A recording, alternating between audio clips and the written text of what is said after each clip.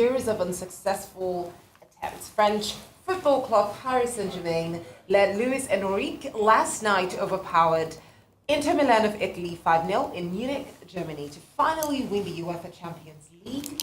For a recap of that eventful final game and closer to home, the just concluded 22nd National Sports Festival, we are now joined by Arise Sports anchor Aaron Akirijola. Good morning, Aaron. A very good morning to you. Aaron the Baron.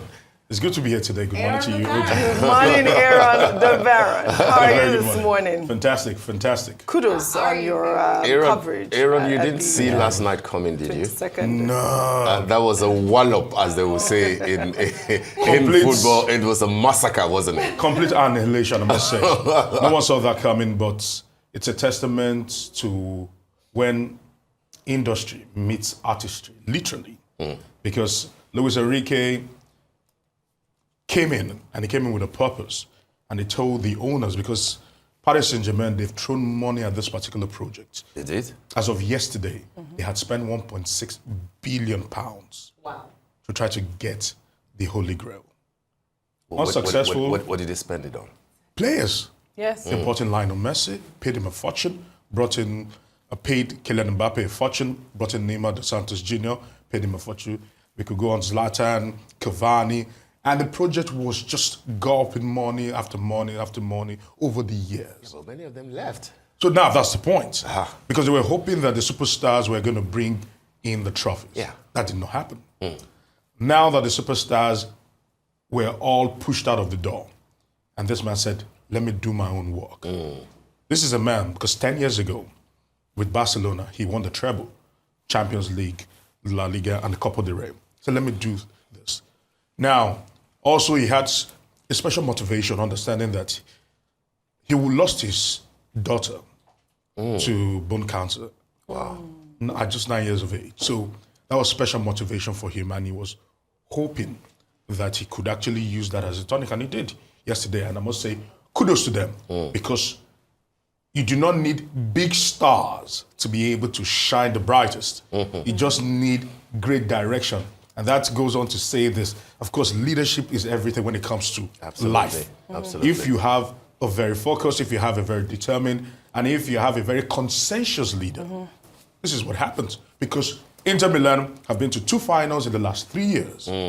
They've got the experience to probably mash out this game, but they were picked apart, literally picked apart. 5-0 is the worst drubbing we've seen in the Champions League era. No one Ever. has lost 5. The last time anyone lost 4, you have to dial back 21 years ago. Barcelona against AC Milan. 4-0 was how we ended. But these guys did the unthinkable. And what a way to do it. Did it become obvious that they were going to win when they edged out Arsenal? Sorry, OG. Oh, go ahead. I needed to point that out. Did it become obvious? It was looking like it. We're hoping to see a Paris Saint-Germain versus Barcelona final. But Inter Milan, all thanks to the smash and grab they did against Barcelona, meant that this was going to happen. Without a doubt, PSG were the favorites going into this. Really? Everyone almost knew that Paris Saint-Germain, because the way they actually handled their game, their free-flowing style of football, was going to unravel and unsettle Inter Milan. But no one would have ever seen in a million miles that Inter Milan, with the best defensive record in the Champions League, will be humbled this way. And crumble, the way They literally crumbled on the day. Yeah, I mean, you made a good point, which is the fact that you don't really need big stars. I mean, this is what it has shown now. Yeah. I'd like for us to talk about, is it Desiree Doué? Yeah, the Desiree Doué. 19-year-old who's, scored a brace, right? 2 goals in that thing. He's considered one of the youngest, best players in the world at the moment. What do you make of his performance? I believe that he was just transferred last year, right, to PSG. What do you make of his performance? And do you think that, he has become, or this performance has cemented him as, the key player for PSG at this point? Without a doubt, it was Luis Enrique. There's something about a coach knowing his players and knowing his squad. Because people kept on asking, why are you starting Barcola, another French international, younger also, ahead of Desiree Doué? And Doué once again showed that he is one of the lightning rods in that particular team. His birthday is next week. He's 19, he'll be turning 20. 20, yeah. And what a way to actually probably celebrate your 20th birthday by winning the UEFA Champions League. And yesterday, what happened just typified his entire season. He's been electric, he's been pacey, full of energy, full of running, and what a way to actually help your team lift it. Now, that's the problem about young achievers is that you have to keep it going for the next 10, 12 years. Yeah. Because when you achieve very early, it's almost difficult to be able to capture that thunder in the mid and late 20s. So he has got off to a great start, but that's the problem. He will need to work twice as hard To keep it up. to keep it up. So kudos to him. The journey has just begun. And also another unsung hero. Of course, he didn't get a goal yesterday. Kylian Mbappe. I beg your pardon. I don't say Kylian Mbappe. I beg your pardon. Ousmane Dembele. Ousmane Dembele has been a revelation this season. This is a man that at a certain time they said he wasn't good enough. All thanks to his indiscretion and misgivings. But he's been able to clean up his act, and right now he's looking like a potential Ballon d'Or winner. So, but when you look at how things have actually played out, Barcelona will be kicking themselves from behind and saying that, how did we fumble the semifinals? Because maybe, just maybe, this would have been ours for the taking.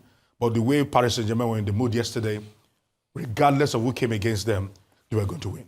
Wow. Right. Let's talk Sports Festival. Okay. Very briefly, exactly. Let's bring it home, Kachi, go on. Exactly. So the National Sports Festival, of course, that was a beautiful coverage, by Yes, the way, Aaron Akerejula. Thank you very Talk to much. us about, first of all, the organization of the entire event was very well put together, and there was a lot of enthusiasm around it as well.